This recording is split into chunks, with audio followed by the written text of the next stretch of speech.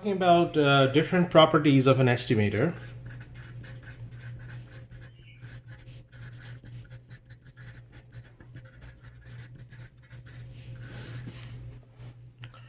And what we talked so far is about unbiasedness.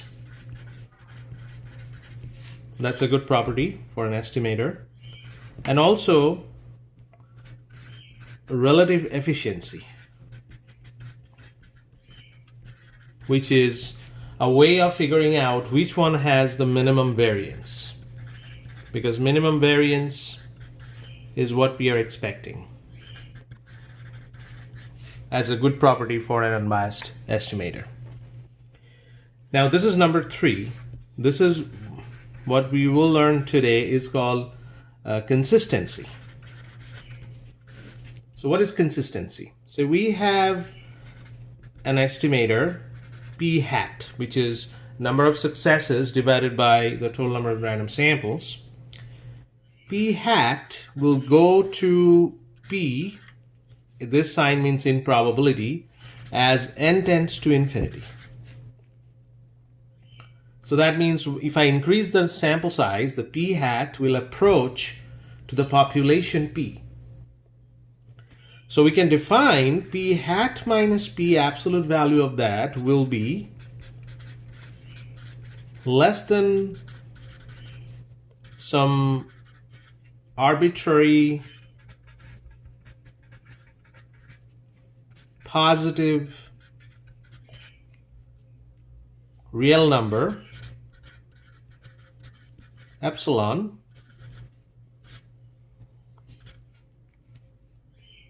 such that probability of absolute value of p hat minus p less than epsilon, this will goes to 1 as n tends to infinity.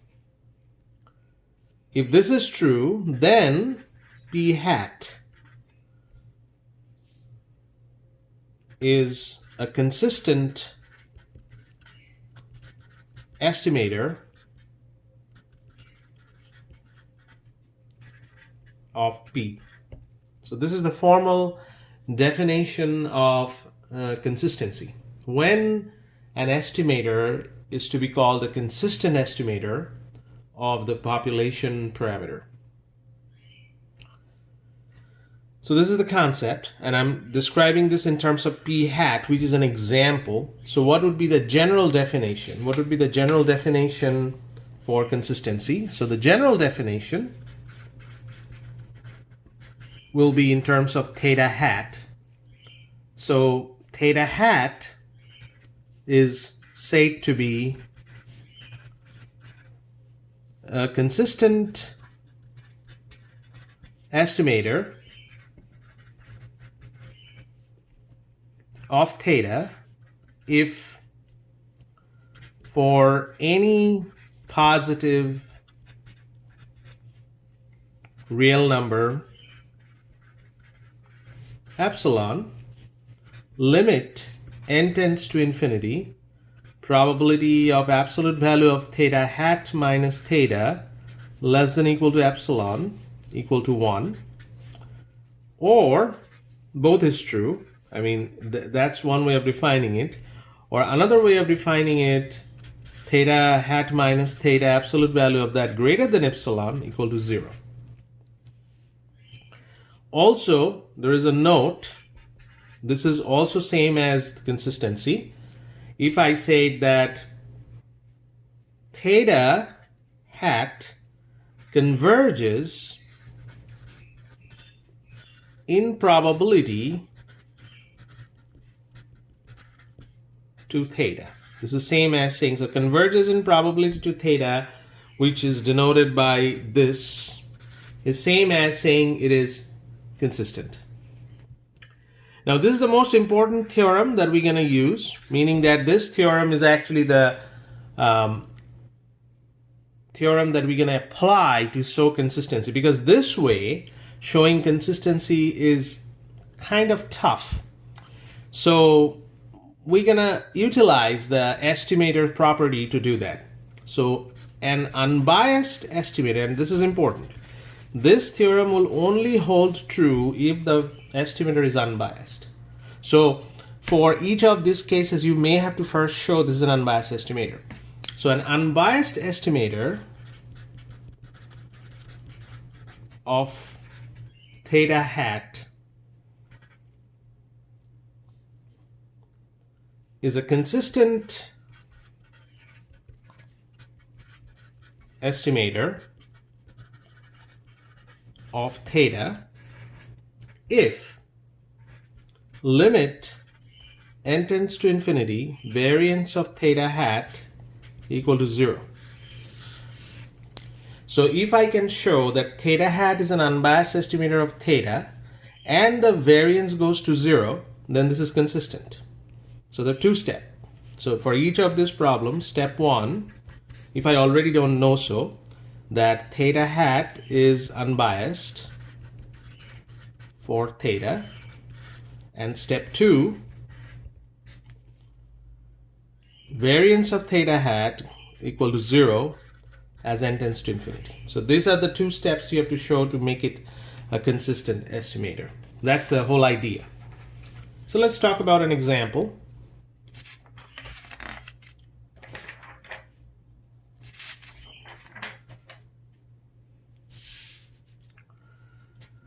What would be an example?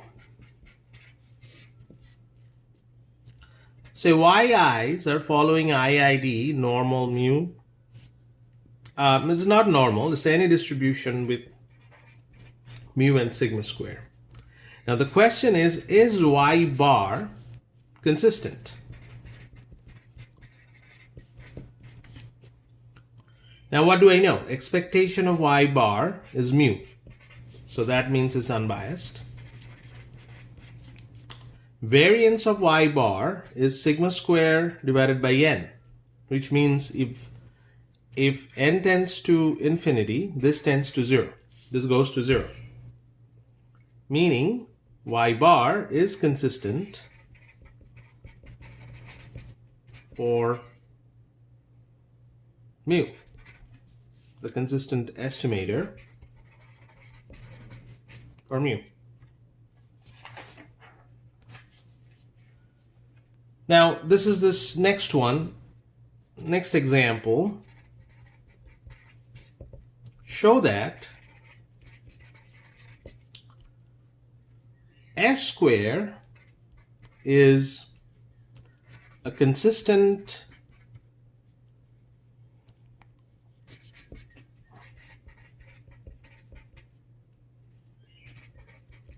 estimator of sigma square. Step 1, this is we already proved. Look at your previous notes. I already proved this. Expectation of S square is sigma square. Remember what is S square? It's 1 over n minus 1 sum of yi minus y bar square. This is S square. Well, let's write that. So S square is 1 over n minus 1 sum of yi minus y bar square. If I do this part can be written as sigma square. So this is n over n minus 1 sigma square, which is 1 over 1 minus 1 over n sigma square. So as n tends to infinity, S square goes to sigma square.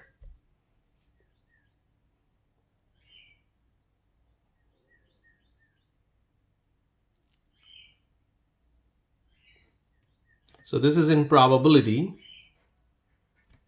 and that is also the definition of consistency.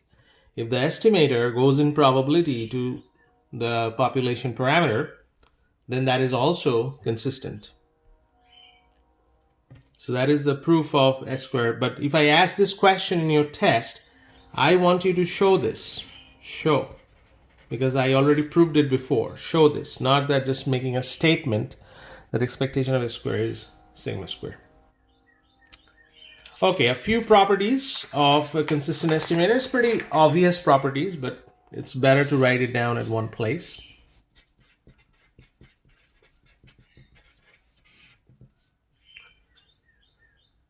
So suppose theta hat in probability goes to theta, meaning theta hat is consistent for theta, and theta hat prime in probability goes to theta prime. So this is theta hat prime is also consistent for theta prime.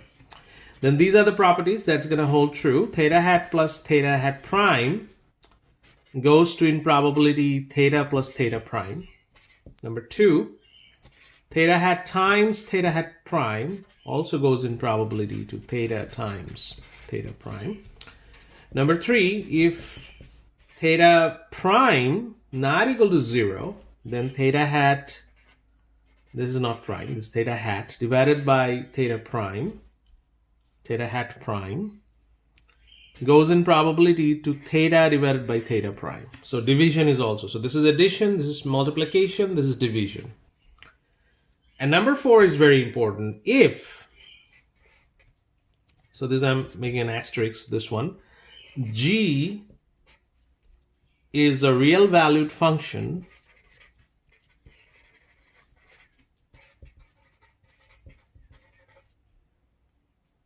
that is continuous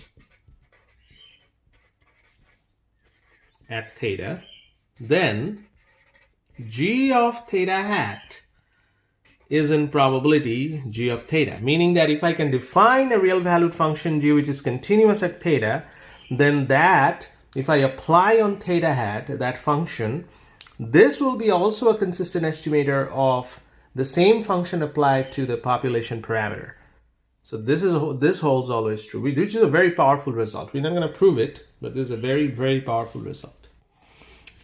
Now let's talk about the theorem.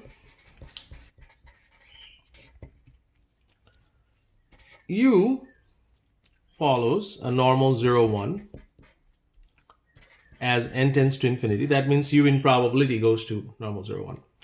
W goes in probability to 1. Now, U divided by W goes in probability to normal 0, 1. That is what we need to prove.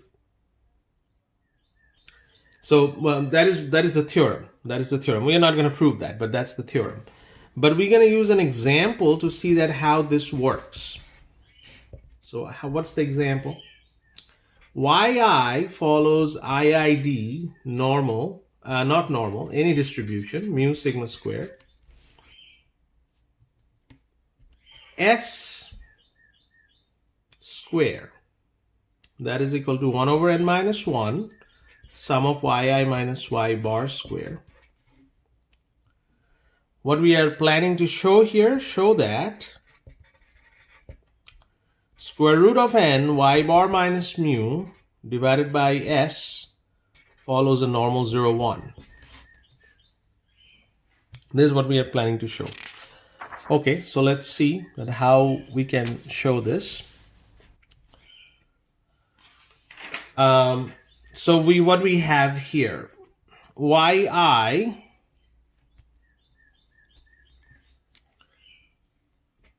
follows a norm at any distribution mu sigma square. Okay, then y bar, remember y bar always follow a normal distribution. Whatever the distribution, this is CLT. Whatever the distribution of yi is, if n is large, y bar will always follow this. So square root of n y bar minus mu over sigma, that will follow a normal 0, 1. I'm just kind of transforming this, square root of n y bar minus mu divided by sigma. It's a normal 0, 1. We are transforming this into a standard normal. This is the transformation. Now from the theorem, well, from the previous example,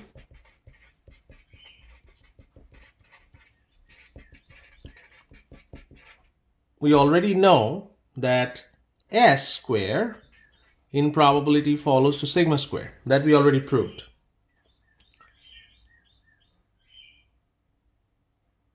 Then by property 4,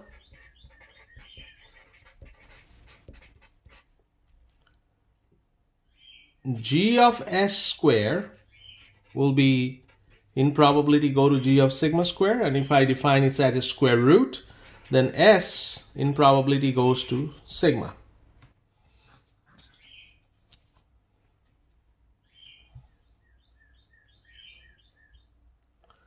Where gx, so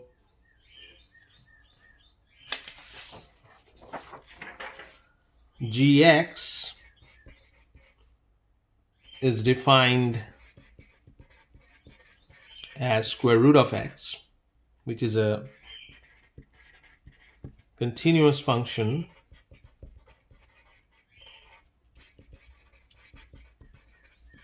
of x if x is positive.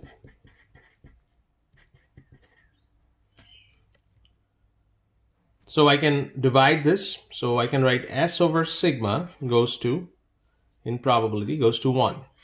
Now we can find the match here. What I have here, let's look at this one.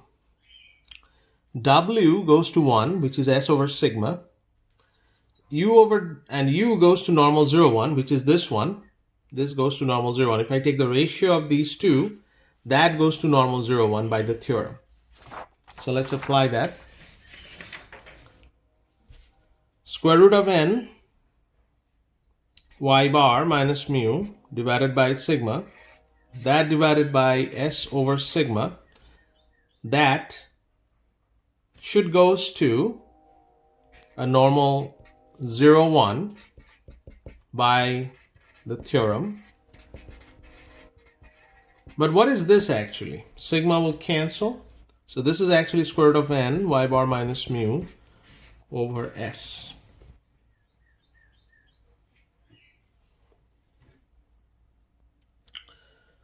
Let's talk about the homework problems. We're in chapter 9. So in chapter 9, 9.15, 17, 18, 19, 20, 24, 30, and 32. So this is your homework problem regarding consistency. Next time we will start with sufficiency.